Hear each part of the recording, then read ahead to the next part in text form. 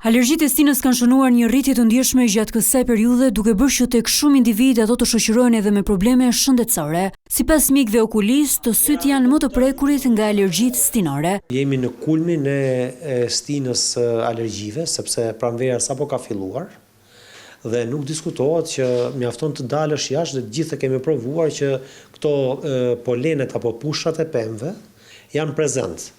Dhe natyrisht pak erë të fry ato bien kontakt edhe me syt.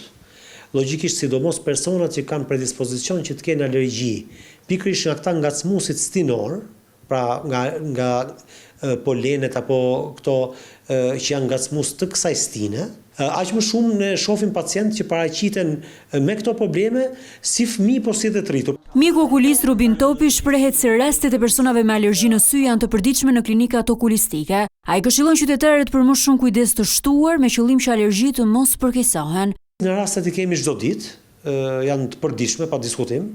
Mund të them ndoshta nga 10 pacientë 3-4 paraqiten me alergji. Ne i rekomandojmë që kur futen brenda në shtëpi të lajnë syt apo të lajnë edhe pjesën e fytyrës dhe kjo bën të mundur largimin e alergenëve nga pjesa afër syrit.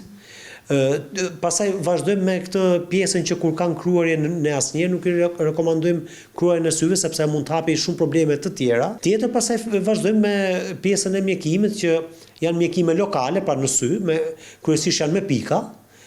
Pra lot artificial që ne kryesisht rekomandojmë lot artificial pa konservant që nuk të dëmton.